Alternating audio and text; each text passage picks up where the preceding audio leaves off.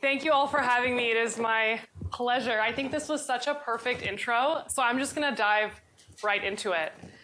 So what I personally think is the most exciting thing about being a roboticist today is that robots kind of are doing stuff. Like, when I started my PhD almost 10 years ago, I never expected that today I could go take a fully self-driving car ride in downtown San Francisco. Or when I started my PhD and my advisor told me, get the robot to pick up a cup and put it somewhere else, it was so painful. But now, as you can see from some of these demos from TRI, with just a few demonstrations and a little bit of time, our robots can actually finally pick and place stuff. At the same time, it's precisely this wide-scale deployment and increased capability that has gotten people all over the world concerned about safety and reliability. This includes industrial stakeholders. For example, DeepMind has an entire team on AI safety, and regulators, like the prior administration had an entire executive order on AI safety. But the thing that comes to my mind is that when we deploy robots truly at scale, truly in the open world, what safety means is actually a really, really nuanced concept. I like to start with an example that might seem simple. Why does it seem simple? Because I think we can all agree that a straightforward specification of safety for something like driving is don't collide. And if we look at this example from Tesla driving on the Bay Bridge here in San Francisco, for some reason this Tesla self-driving car does a hard brake in the middle of this road, causing a multi-car pileup. Now, why do I like this example? I like this example because oftentimes when I tell people that the safety spec is collision avoidance, they tell me, well, just tell the robot to stop. Okay, but here it was precisely stopping that caused the safety violation. Okay, and that's because the first challenge we face in safety is even if the safety specification seems simple, decision-making is very hard. Super, super context dependent. However, I think safety is much more than just these kinds of interactions. Consider the right-hand side, this fantastic work from Professor Ani Majumdar's group at Princeton in collaboration with DeepMind. Here, a robot is using a large language model as a task planner. This task planner generates some options for the robot, and in this paper they argue, rightfully so, that a safe robot should be one that asks for help when it's uncertain. There are multiple options that are likely here. What I also like about this example is it reveals another kind of safety concern. Why are you even suggesting putting a metal bowl in the microwave? And last but not least, consider this Roomba. It literally breaks free into the open world. For some reason, I don't know why, this Roomba does not understand the consequences of going a little too close to this edge and dipping in. Okay? So the fundamental question I'm really, really interested in is what does it mean, or how can we go about generalizing robot safety?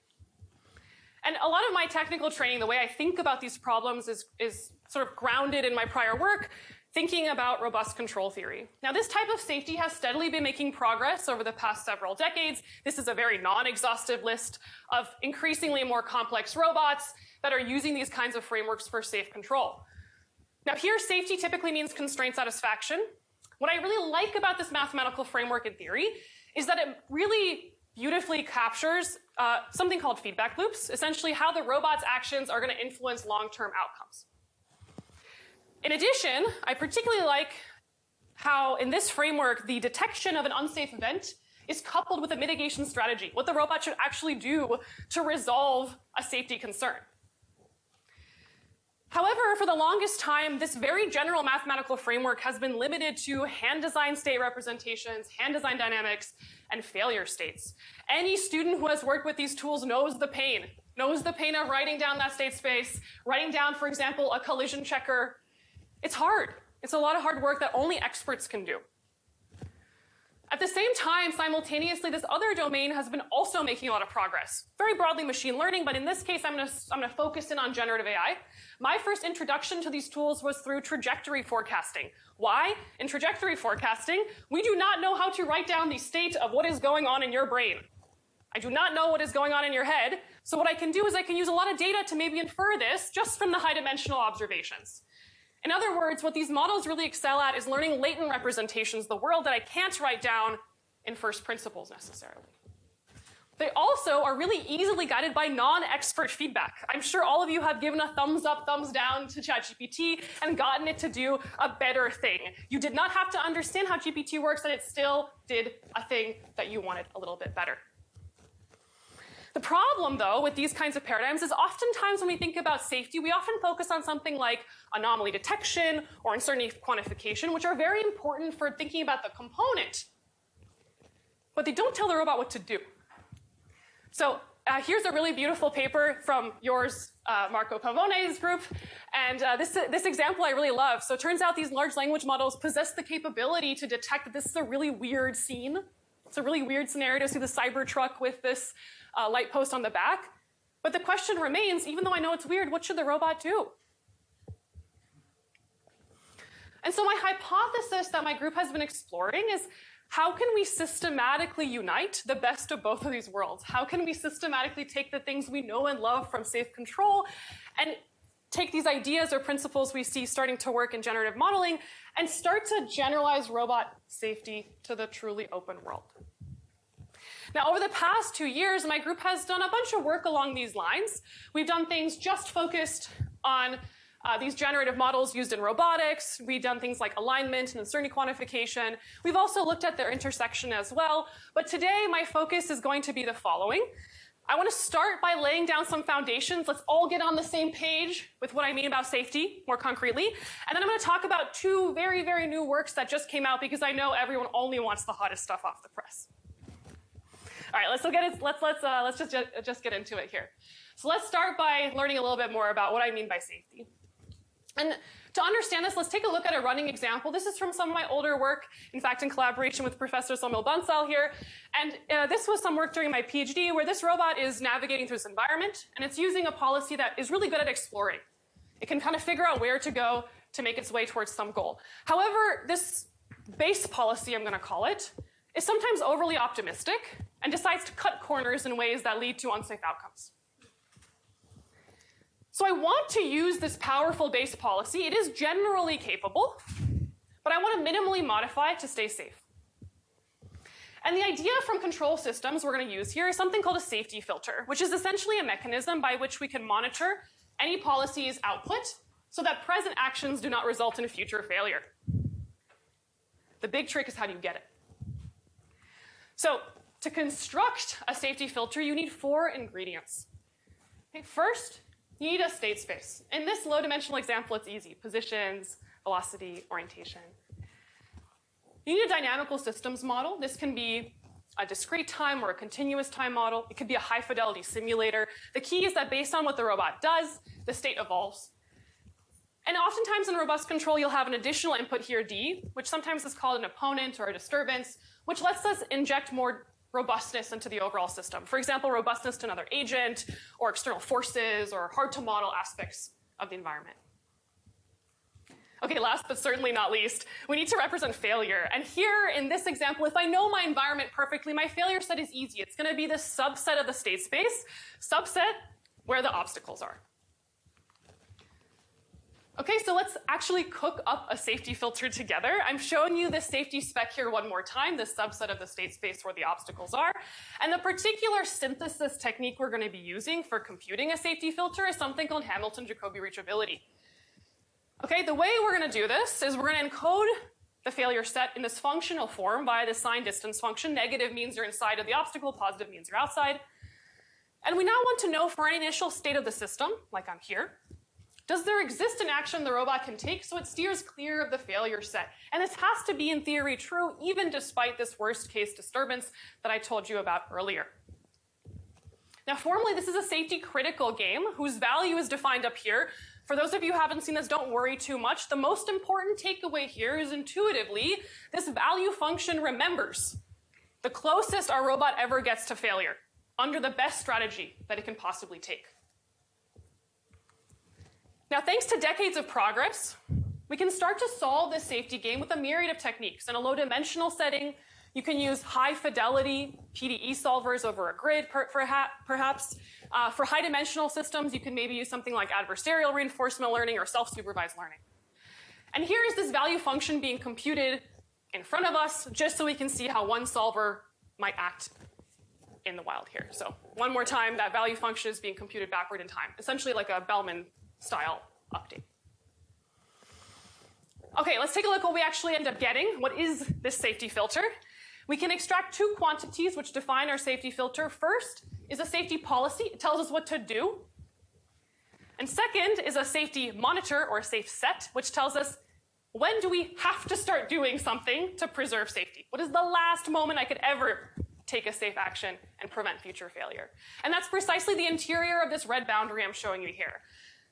Here, for different initial states of our little robot vehicle, I'm showing you what the optimal safety control might look like. You're steering, really hard away from the obstacles. It's very intuitive in this low-dimensional example here.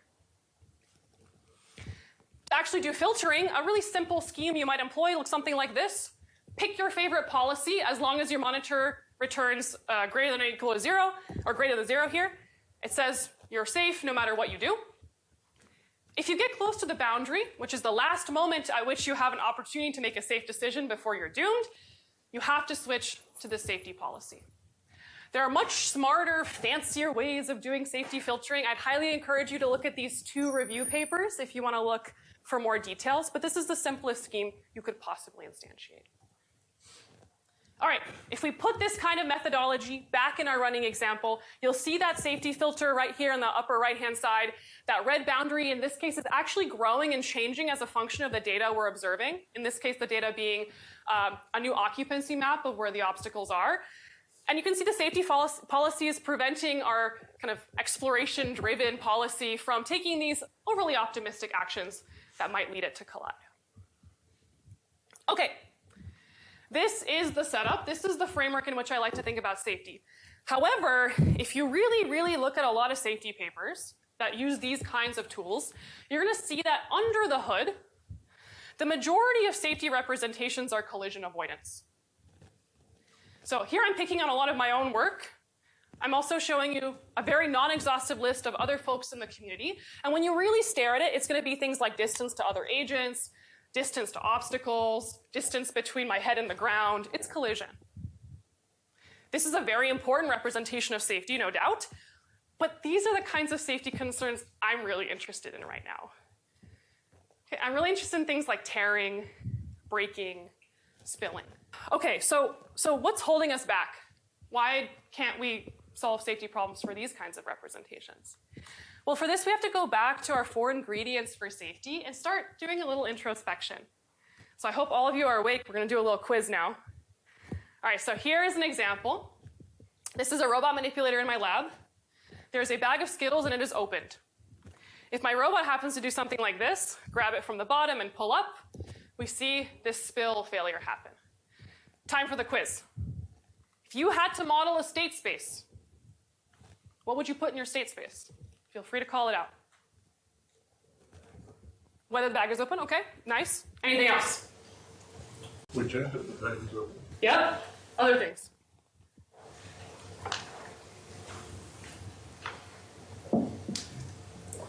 Where's the bag, where's the gripper? Mm-hmm, yep, pose of the bag, pose of the gripper, yep. What about the Skittles? Can we use insider information? Can we use insider information? What does that mean? Okay, don't spoil it. Don't spoil it for me. No, but we're hand designing our state, right? We're trying to think about that first principles way I was telling you about. One time, so when I gave this talk in the RI, one of the senior faculty was like, oh, wait, what about the color of the Skittles? Do we have to include the color in the state? Maybe. If my constraint is never drop those red Skittles because they're my favorite, you better have color in your state space. What about dynamics? How would you model the dynamics? We just talked about all these different components of the state I could put in here. The bag orientation. By the way, no one said actually the deformable bag structure. Sometimes people say like, oh, I want to have a mesh to represent the bag itself because it's deformable. Okay, so the weight, yeah, that could be something I need as well. But what about the dynamics? Yeah, so you need to somehow model the way in which Skittles spill. Yeah. Maybe you might try to use some kind of fluid dynamics model maybe here. You could totally try this out. It's really hard to do though. And last but not least, what's our failure set? What's our failure set? Spill. Yeah. How would you mathematically encode a spill here? What would you measure? Well, the ones on the table are okay. It's the floor it's bad.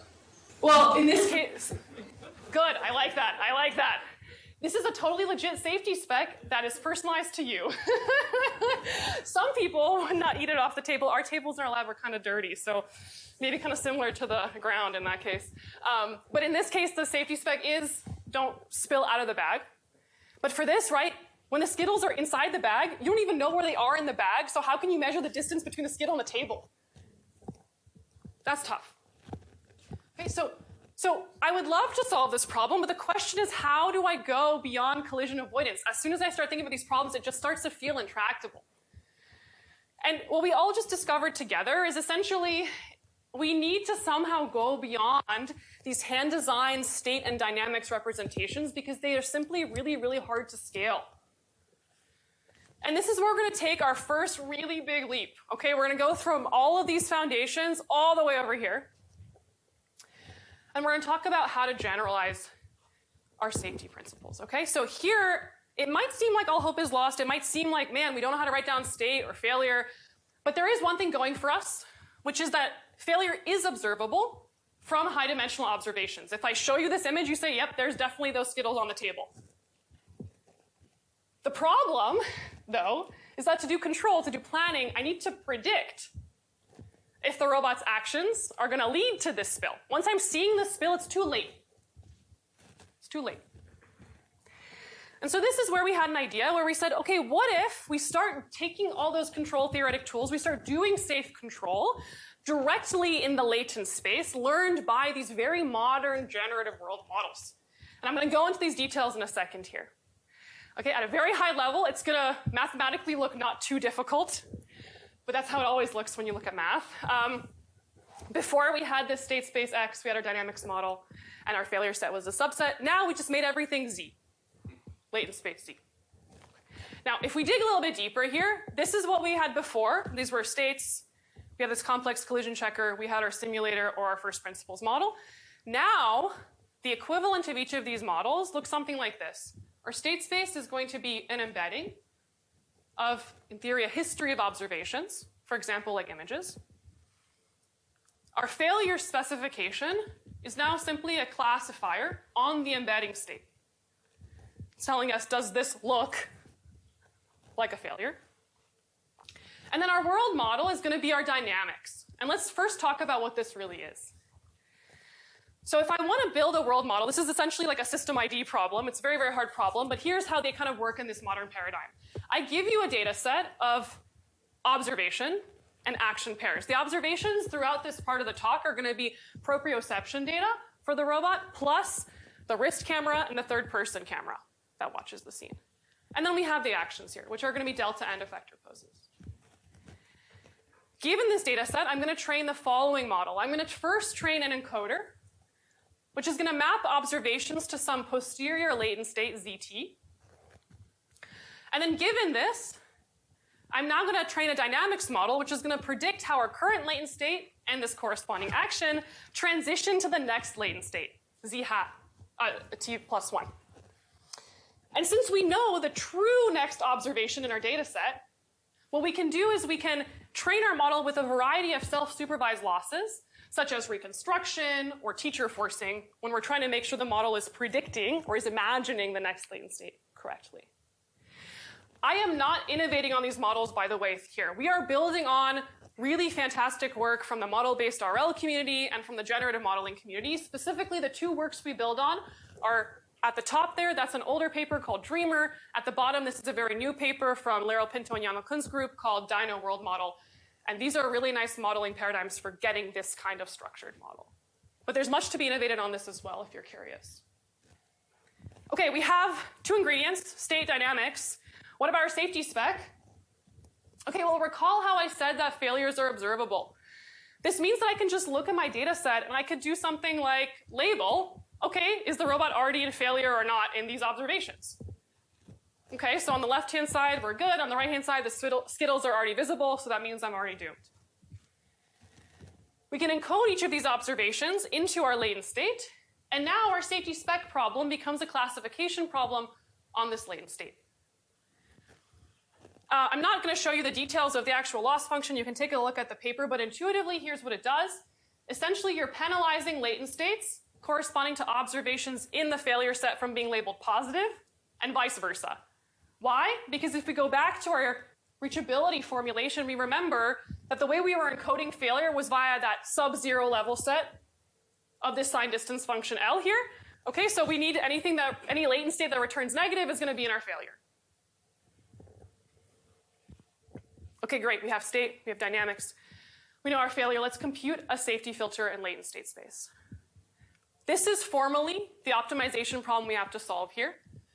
Now, by the way, for those of you who are more familiar with, for example, model-based reinforcement learning, you'll notice that the key difference here is this min over time rather than expected value you might see, or sum over time. And that's because we need to remember the worst that ever happens, the closest we ever get to failure. All right, so here's a visualization of the latent state space. By the way, it is not going to be this pretty in reality. This is just a graphic. And what we're essentially doing is this inner L of x, or L of z, sorry, it's going to define some subset of the latent states, where if I chose a latent state here and I decoded it, it would show me something like this. It would show me Skittles are on the table. Now, given any initial observation, we encode it into our latent space, shown here as a dot, z0. And our safety analysis is now reasoning about the robot's best efforts to avoid this unsafe region, these failure regions in its imagination. But remember, we're not doing any real rollouts in the environment. We have built a model, and now we're doing control in the model. If at any point, the robot has tried a bunch of trajectories and it has discovered all trajectories lead to failure, that value function is going to remember a negative number. It's going to say all roads lead to failure, you are doomed. And that's where that min over time comes into play. So in other words, given the best effort to avoid failure, how close does the robot come to failing? Now, to solve this problem more tractably than just forward simulation, we can derive a latent safety Bellman equation shown here. And if we were to solve for this value function backwards in time, we would see this latent unsafe set growing over time, encoded as the latent states where the value is less than 0. And here's an example of one such state. This situation, where the robot has already picked up the Skittles bag so high up, no matter what the robot does, if it reorients or tilts or anything, it doesn't matter, those Skittles are coming out. And that's the gap between the failure set, I see the Skittles on the table, and the unsafe set, which is, in the near future, there's nothing I can do, but those Skittles are going to come out. Now, the last one important thing I want to mention is this computation is, still subject to the latent state dimensionality. And that's still very large. So for example, in some of our experiments, the latent state space Z is like 512 dimensional. This is still much better than the raw observation space, to be clear. Given 2 wrist cameras, 3 channels, and 128 by 128 pixel observation space, that would be 98,000 dimensional. So it's still better. We're leveraging the compression from the high dimensional observations, but it's still too high to solve this problem exactly in a grid-based fashion. And so we approximate the safety value function via essentially doing reinforcement learning in the world model. And this is just a modified Bellman backup that is compatible with a lot of off-the-shelf RL techniques because it induces a nice contraction mapping. This is not our invention. You can take a look at this paper for the details on the original connection between reinforcement learning and reachability analysis. All right, ultimately, after we do this analysis offline, we get our safety monitor and our safety policy co-optimized that's ready to be deployed. As a reminder, here's the environment context. Here is the observation the robot sees. It's going to get mapped to some latent state Z. And as the robot executes some nominal policy, we see here the latent state moving through the world model.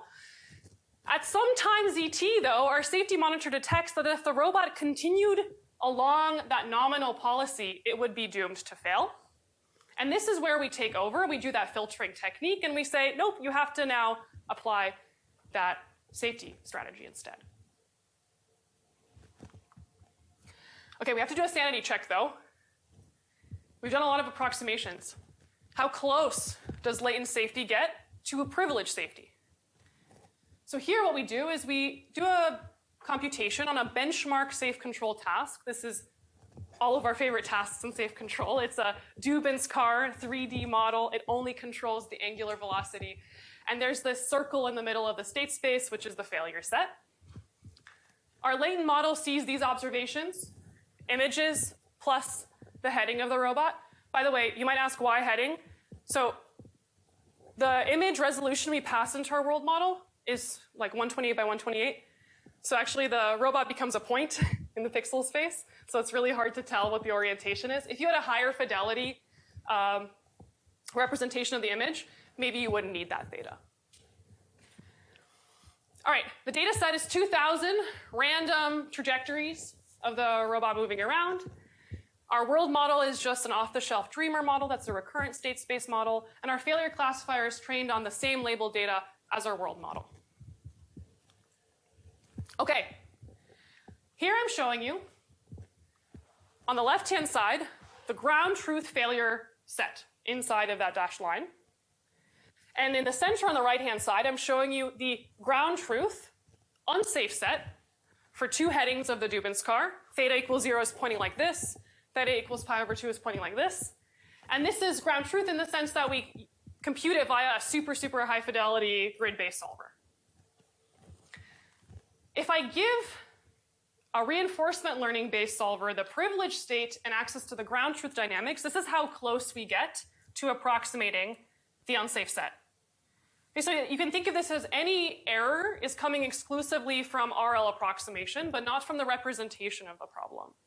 And you can see the F1 score on the right-hand side, so quite good. This is across all X, Y, theta states. Here's latent safety. Okay, so you'll see that the learned failure classifier, a little bit more conservative. We incentivized it to be a little bit more conservative during training. But the unsafe sets, the backwards reachable sets, also quite high quality, despite several of these approximations. So you can see the F1 score on the right-hand side. Okay, and I want to really stress that the latent safety only sees these observations. But in this simple example, we know which of these observations correspond to which privileged states, which is why we can do this controlled analysis. All right, this is great, but let's scale up to visual manipulation. So here the robot has to pick up this green block, and it should never topple the red ones. It's a very hard task. They're really, really, really close to each other. Even I, if I teleop this, would really struggle to do this.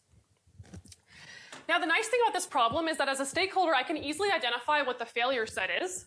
And by the way, the failure set is not a collision avoidance spec. The robot can touch, push, tilt those red blocks as long as they do not fall over. Okay.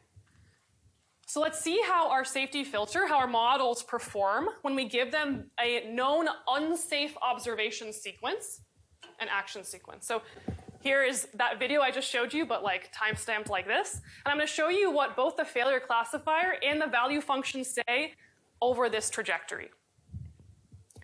At the beginning of the trajectory, life is good. Both of our methods say, well, at the start of the trajectory, you're not failing and you're not doomed. Same deal at the next snapshot. Now things get interesting though, because at t equals 14, the robot has approached the center block so quickly, and it has ended up touching those red blocks with high enough force, where soon those blocks are doomed to fall. And so this is why we see this latent state already being in the sub-zero level set, or in the backwards reachable set that we computed. It continues to say you are still doomed, you are still doomed. And at the last time step, our failure classifier says, yep, now I definitely see those blocks falling down. You are in failure for sure. Let's see our latent safety filter protecting this base policy from toppling over some red blocks. The difference, by the way, between the left and right images is on the right-hand side. It's just a slightly different initial condition of those blocks. They're moved a little bit in front of the robot. So it's two different initial conditions. The data you see here is exactly the same data that the robot gets to see. Every time you see the border lighting up in green, it means the safety controller is active rather than the base policy. And as the base policy approaches the blocks too fast, the safety filter activates and is slowing the robot down. Only after the robot backs up a bit does the safety filter actually let go and let the robot finish the task. And you see that those red blocks are able to be perturbed. They can move around, but they don't fall down. I'm going to summarize some of our quantitative results here. So what we did was we said, okay, how much better is our latent safety filter compared to other latent control strategies you could apply?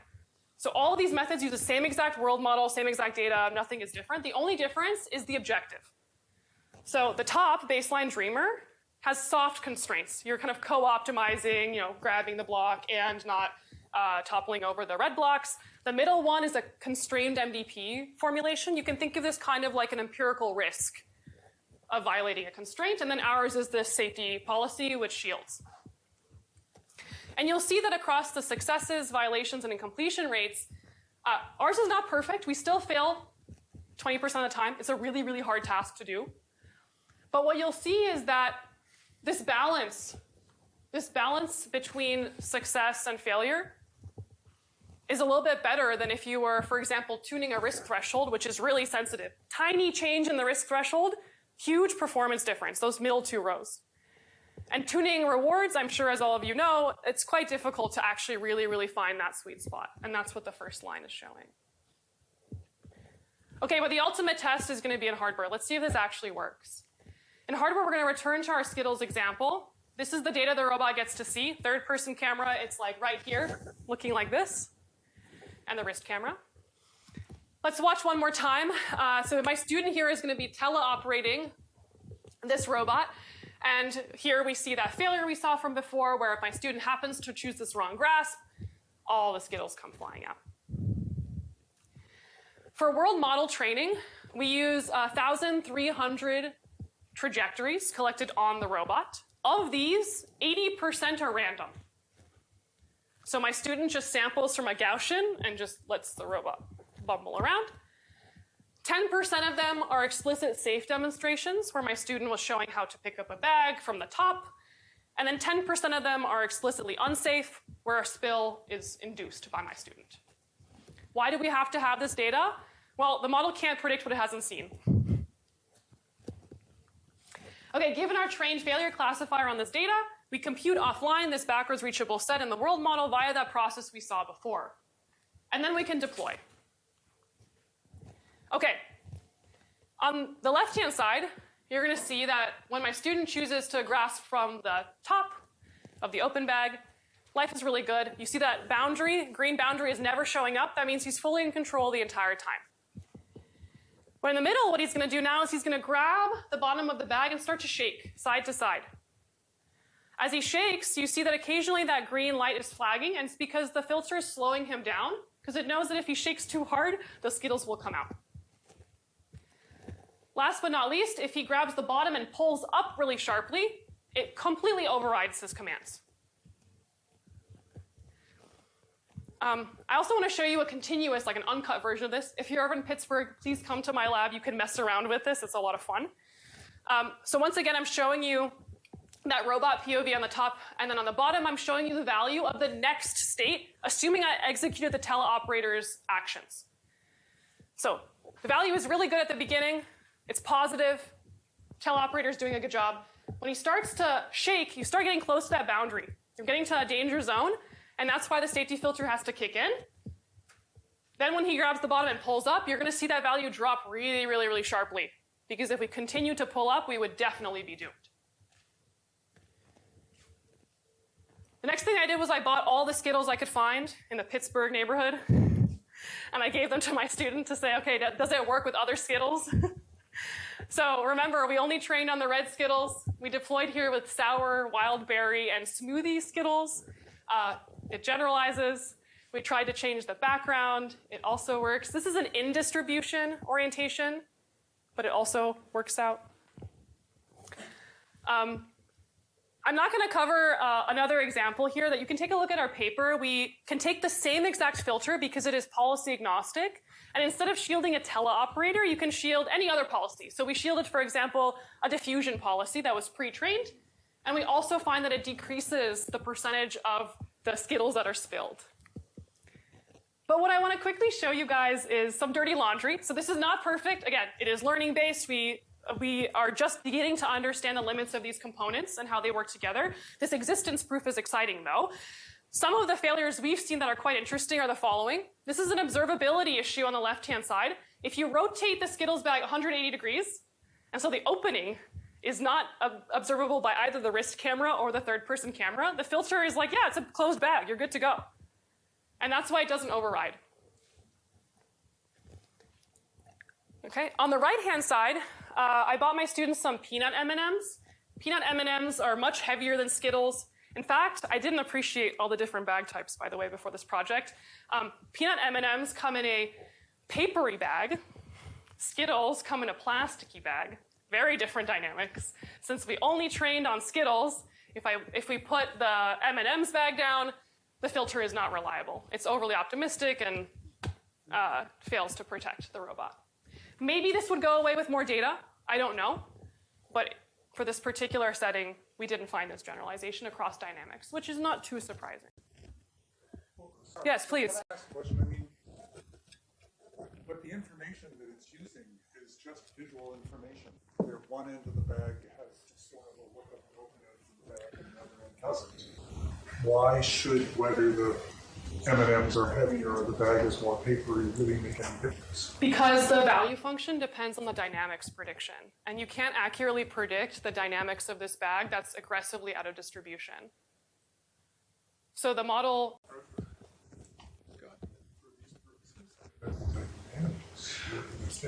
So I thought the same thing, and then my student told me to interact with this bag with the teleoperation setup. It is really, really hard. Again, that paper versus plastic and the heaviness of those M&M Skittles, in our tiny data regime with just the Skittles, it just doesn't generalize, unfortunately.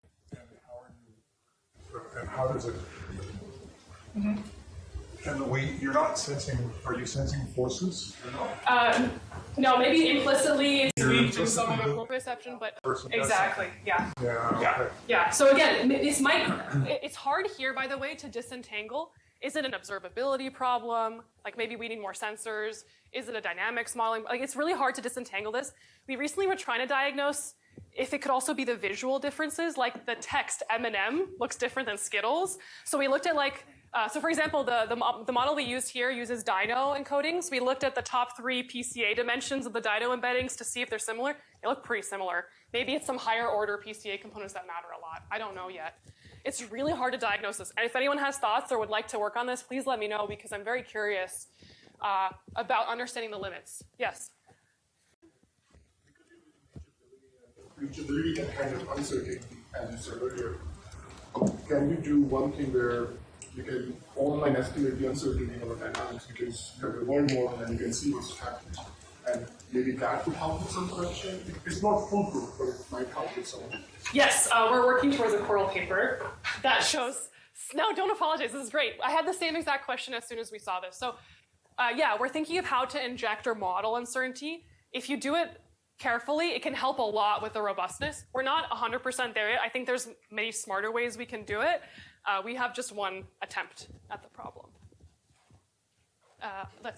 So the framing of the problem at the beginning, you have state space, and then you have dynamics, then you have the failure mode or the bad guy or whatever it is.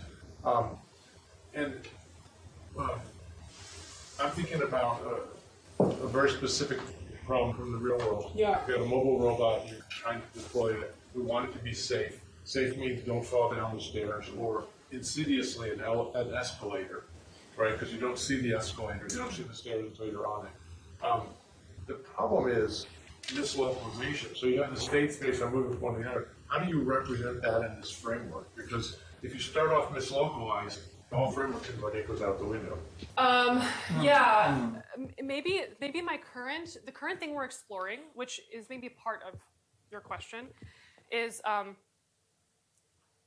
essentially if you think about what the encoder is kind of trying to do, it's kind of trying to do state estimation for you. And sometimes you need to gather more data or like be a little bit more active about knowing whether or not you actually know where you are or what the environment is like.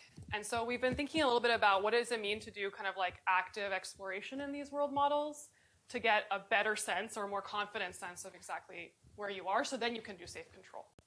Yeah, the danger is, of course, if you're actively exploring and you get onto the escalator and now it pulls you down, you're in the bad situation. Agreed. What we ended up sort of adding sensors that give you secondary guarantees against that. Yeah, and that, by the way, I think that goes back to the discussion about observability. Like, if you have more sensors, then you can have a higher quality estimate of where you are, and therefore you have a better estimate of are you going to be doomed soon.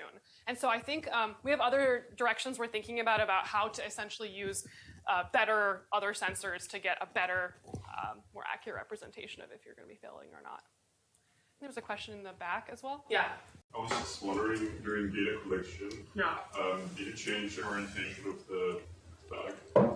Yes, that's why, if I go back here, so this is in distribution, a different orientation of the bag.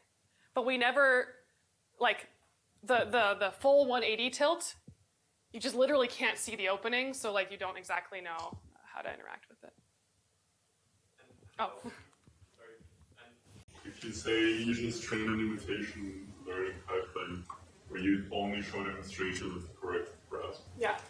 how does it compare to that with any experiments for that? Because I would think maybe that would also work. There you go.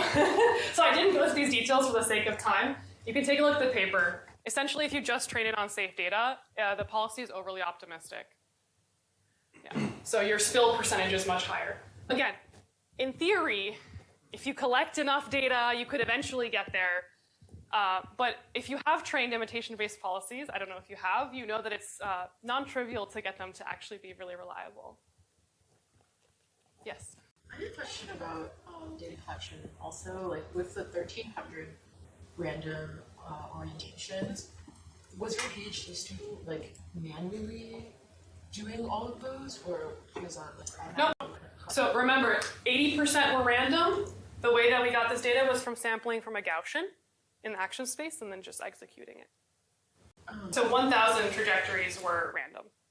But what does the like random sampling actually look like? You just like randomly choose an action and then you execute it, and then you sample again and then you execute it. You can take a look at the paper as well for more details. That's part of the beauty of doing something like building a model, is that actually you don't need perfect data. If you think about how a lot of the times data curation is very important, it's still important in building models too, but even random data is really helpful because it gives you a model of outcomes, which is really, really useful for planning. While, for example, for something like imitation, you'd only use that 10% of safe demos. You would never want to like have your policy memorize random actions. In the back, yeah.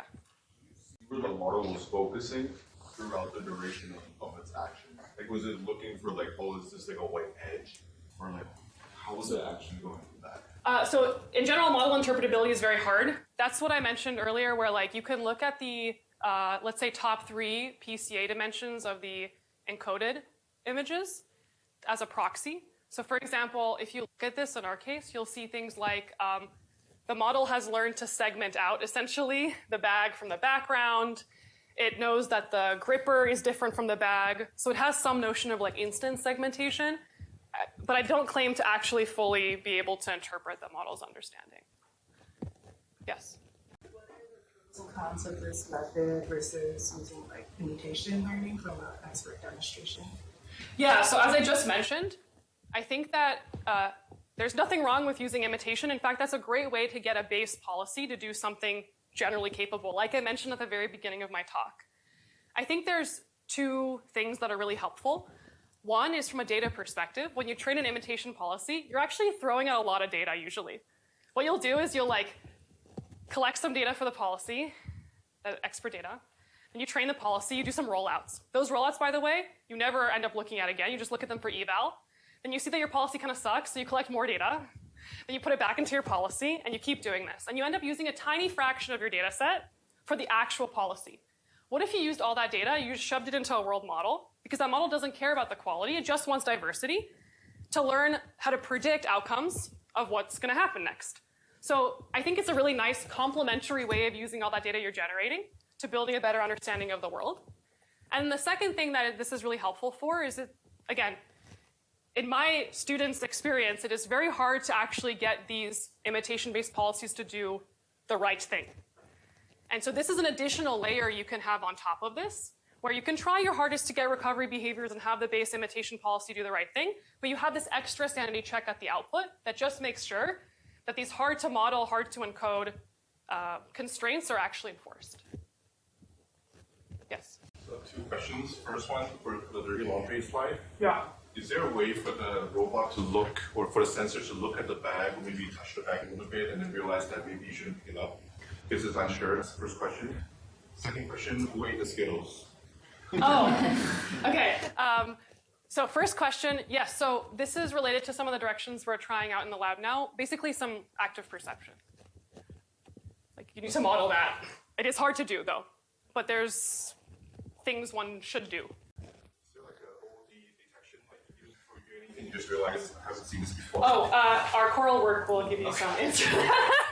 And then your second question, no one eats the Skittles, they're disgusting. They keep falling on the ground during our experiments, so no one eats those, but we're always finding more of them. Okay, hold on. For the sake of time, I want to make sure I get to the second half of my talk. I'm happy to chat more later as well, so sorry to keep going for that. All right, let's keep going though. And I want to quickly do another deep dive into some of our recent stuff. So remember, I said safety spec is a classification problem. Who gives you the labels? Okay, this is who gives me my labels. My hardworking student, looking at those videos, labeling. I would argue again, watching videos to see where the Skittles are, way easier than writing a collision checker, way easier than giving tons and tons of teleop demos, but it's still a lot of work. However, more fundamentally, the actual thing that this reveals is that if you really think about it, the failure spec that tells you what is safe or unsafe, it's very context dependent. For example, grabbing the chip bag really, really tight by the center, okay, that's safe if I'm making a crunchy topping. It's unsafe if I want to eat that snack later. So what I really need to do is I need to make sure that I can kind of adapt what I mean by safe or unsafe, what I mean by that failure classifier, depending on these contexts. And so here's where we asked ourselves, can we somehow use knowledge in these pre-trained models to be kind of a context-dependent failure detector? And this is where I'm going to touch on the last work here. We're calling it VLM-in-the-loop policy steering. All right, here's the setup. Same robot, different task. This task now is to serve a cup of water to the guest. The base policy, since all of you are asking about imitation, the base policy is an imitation-based policy. It's a diffusion model trained on a bunch of diverse ways of handling this cup. Okay? What do you do at deployment time? You sample from the generative model. These are different samples that come out from this multimodal policy. The problem is that not all sampled actions result in the same task performance. For example, if I happen to choose this mode, this sample is really good. It grabs the cup by the handle. But there's another situation I can get into. I sample this mode, and in this mode, the robot does the task, but it puts its fingers in my cup. That's not great. Okay, last but not least, you can also sample a mode that when you execute, it just totally fails. It's really hard to know this a priori. That's why you have to do tons and tons of rollouts in the real world to know if your imitation policy is really good. Now, but the key thing to notice here is that this base policy actually does contain the right behavior. It is useful. But what you need to do is verify that the robot's sampled action plan is actually going to lead to the outcomes you want. Okay, mathematically, how can we think about this? You can think of this problem of what I'm calling here policy steering. There's a few other works that think about this problem as well. You can think of this as a model predictive control problem. Mathematically, here's what you're really doing under the hood. Your optimization variable is to select a sample. Here I'm just showing you 3 samples. But the problem is that because your base model is generating actions, and what you really need to evaluate them is you need to know outcomes. So you need to somehow translate the low-level actions into outcomes. For example, maybe in theory you would need to predict the future observation sequence, given the current observation and the actions. And then once you predict those outcomes, then you can evaluate them with some reward function that maybe is parametrized by some task context, like serve the cup of water to the guest, which in this case is written in natural language. This is a nice way of writing down the problem. It is important to know what you are solving, but how do you actually solve it is the trick. And so here we use the same key idea. We say, let's reason about outcomes in the world model. So here we're predicting those latent states again. And then let's align a VLM to directly reason about those latent states for evaluation that can easily be adapted depending on different contexts you give me. Here's how it works. We take those observations, we encode them into our world model. Here are 3 latent state trajectories that correspond to our 3 action plans that we sampled from the base model. If I decoded these trajectories, they would look something like this. You see these outcomes that correspond to what I just showed you, these different modes. Importantly, though, we are not passing the actual decoded images into the VLM. We have baselines like this. Please look at it. It does not work. What we do instead is we pass the latent states directly to the VLM, and we get it to reason about the latent states directly via essentially posing a latent text alignment problem for the VLM. So what we do is we take, in this case, Llama 3.211b Vision Instruct, and we fine-tune it via a video question answering problem. We're essentially given embeddings of the video that we have in our data set. We also have narrations, right, like descriptions of what is happening. And then we can ask the model to narrate what is happening in these latent states. By converting the low-level embodied state, Z, into a textual description, you are putting these outcomes in the native representation that the LLM is capable of reasoning about for really high-quality evaluation. And so what happens is we take those latent states, and here's the prompt we pass the latent aligned VLM. We say, the robot aims to grasp a cup from the table, provide a sentence that best describes these different latent states. It describes, okay, the robot's attempting to grasp the cup by the handle, sees the cup through the interior, or it fails to achieve a secure grasp. We call the same model, or you can call a different model, to now reason about these descriptions. And we say, okay, this is the task context. You're serving a cup of water to the guest. Please select the best action plan. And the model says, okay, the chosen mode is 1, because the most suitable way to serve the cup without spilling or contaminating the drinks is this one. So essentially, the VLM is also doing this argmax. All right, so here's the result. This is that same example I showed you before. These are some of the samples that you can possibly get. And if you use our VLM-in-the-loop policy steering method, given this task context, the robot chooses to grab the cup by the handle. But if you change the context, you say the handle is covered in oil, it'll choose to grab it by the interior. Here's another example. Remember that chip bag example I showed you before? If you say avoid crushing the contents inside, it grabs it by the edge. If you say maximize stability, it's going to grab it by the middle. Same base policy. We are not touching it. We're not retraining it. We're just scoring the generations and choosing only the ones that are aligned. We also just deployed this for a longer horizon task, which requires reasoning about interactions between multiple objects. So here, the first situation our robot is in is it has to grab the fork. There's many ways to grab it, by the tines or by the handle. And so the predicted latent states, when they're decoded into textual descriptions, reflect this. And the VLM says, okay, well, if you're trying to eat with this, I should probably choose the mode that touches the base of the fork and not the tines. So that's what ends up happening. And then we call our method one more time.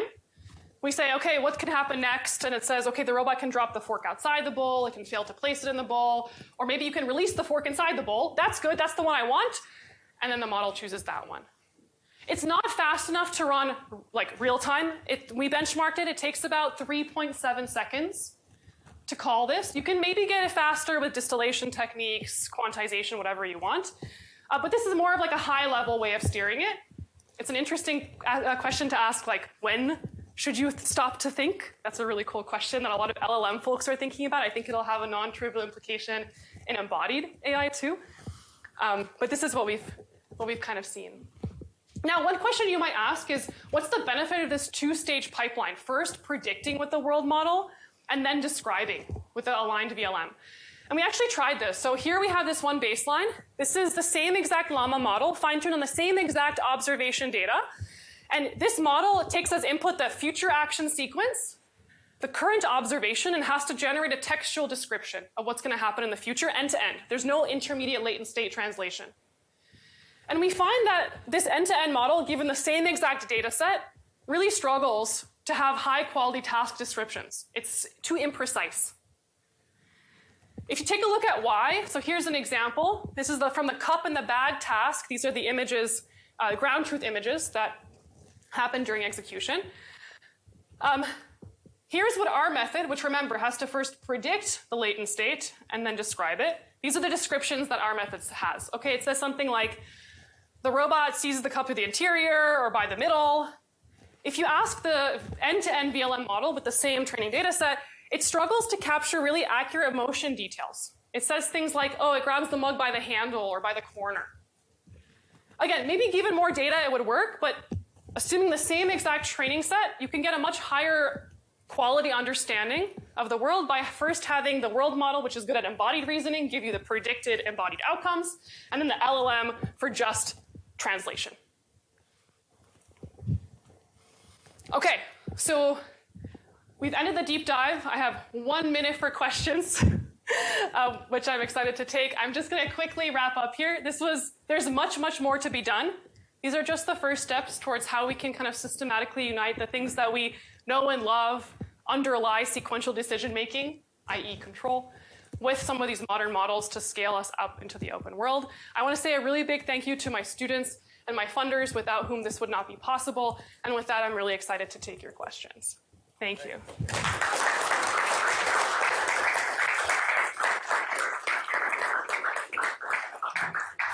I think what we should do is take a few questions now, and then if there's more, of course, they can accost you during Yes.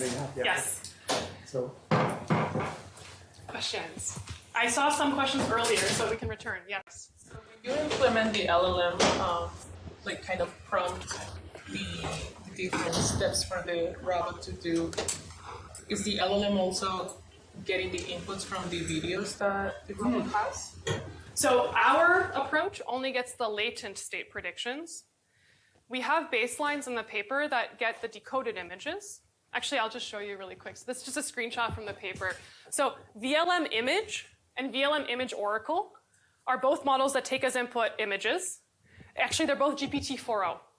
So VLM image takes the decoded future image predictions and passes them into GPT-4. Sorry, that's VLM image oracle. Yeah, sorry, VLM image is the decodings. VLM image oracle is the ground truth future observations. And given the current models, GPT-4o, they're not strong enough to really narrate the fine-grained details of these embodied outcomes. But yeah. Is on the safety filter. Yeah. Did you train the safety filter only with this one failure type of like spilling, or did you also include other failure types? In this example, the hardware demo, it's only that one failure spec. Okay. Yeah. So you could imagine, and it's something we've thought about, like combining the adaptability of this VLM style approach with the latent safety filter approach to kind of adapt it. Yeah. I thought there was one more question earlier somewhere here. Yes. I have a more philosophical question, I guess. So, a lot of your work revolves around kind of generalizing safety to the open world, like the specification of the constraint, right? Yeah. But we're still using very classical techniques like reachability or definition of safety as like set-based safety. But I kind of had this idea when this gentleman brought up like the different definitions of safety, like if you drop the skills on the table, this gentleman is like, okay, he's like, okay with that, right? But to you, that wouldn't be okay. So it seems to me like there should be some sort of, I guess safety is kind of fuzzy in the real world, right? So maybe, is there a way to generalize kind of safety beyond just set-based safety and maybe generalize these kind of set-based reachability tools to tackle that? Yeah, maybe I'll answer your question in a few parts. So part number one is actually related to this person's question here, which is that if you think a set-based representation is correct, but you want to align it with a particular end user, like your two different definitions of that set, then what you really need to do is somehow like parameterize maybe your safety filter based on something that lets you easily adapt based on the context. So that's one way you can handle that. You're asking, though, another question, which is like, okay, what does safety even mean? Like, is it always a set-based representation? Is it something else? And by the way, for me personally, like safety is very like It doesn't have to be the set-based representation. I'll tell you when I think it's the right thing to use. For me, these hard constraint definitions are appropriate when the spec represents something irreversible. That's why collisions is oftentimes something that we represent in the set-based model, because once I hit someone, I can't undo that. If I break a glass, it's never going to be the same. It's true, Skittles I can put back in the bag. We just have to start somewhere. But I think that the most appropriate context in which you want this hard boundary are genuinely irreversible things. After that, there's a lot of different flavors of safety you can go for. For example, in the AI community, alignment is the main mechanism they talk about. And this is a much more like reward function-based way of thinking about it. It's a soft model. And it's more about like, are you doing what I want? And that's a totally legit other way of safety. You can also look at some of our early works that I showed you at the very beginning for how we can do alignment for some of these visual-motor policies. Yeah. Yeah. Thanks for the totally amazing talk. Blew my mind. I loved it. Thank you, Andrea.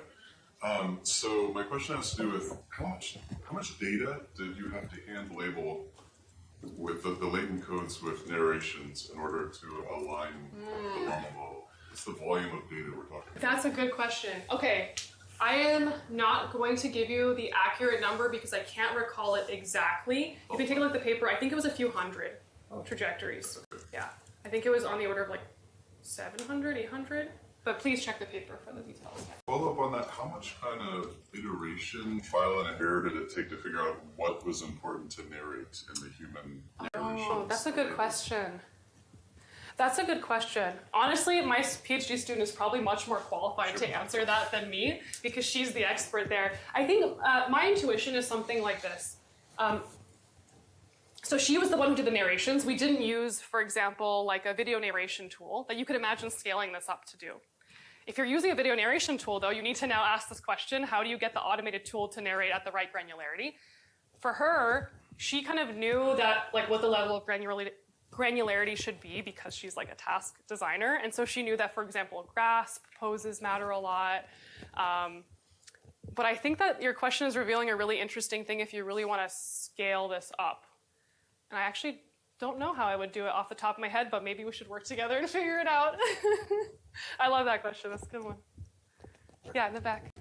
Can you tell me about what might be the from current world models like the world model? What might be something that can be improved on? There are so many things. Okay. I'll tell you top two things we've been thinking about and trying to fix. One is hallucinations. So specifically, here's the problem we have. So remember the Dubin's car example? We had such good coverage of all observation action pairs. That's why we got that really high fidelity backwards reachable set. In the high dimensional case, like with Skittles, we never have perfect coverage of all observation action pairs. This means that what happens is when you ask for simulation of an action that is out of your distribution, you can imagine things that are totally implausible physically. And so I think that's one place where uncertainty quantification plays a really, really, really key role. You need to know when you are imagining things that are out of distribution and don't make sense. That's something we've been thinking about recently. And then another problem that we've also seen is that the way that these models are trained, for example, if you do something like image reconstruction, a lot of the times you're focusing on parts of the visual environment that might not be relevant for the task. You're worried a lot about backgrounds, or maybe hyperfixating on certain distractors. And what happens is that at deployment time, if you add a new object or you somehow change the scene, you're not guaranteed that it's actually going to generalize. And so there are some other ways we have been thinking about how to use very general paradigms for just training the base model to be good in general, and then at runtime, making sure that it's only paying attention to things that matter. Those are the top two things that come to my mind. Yeah. Okay. Sounds good. All right, thanks so much. Thank you.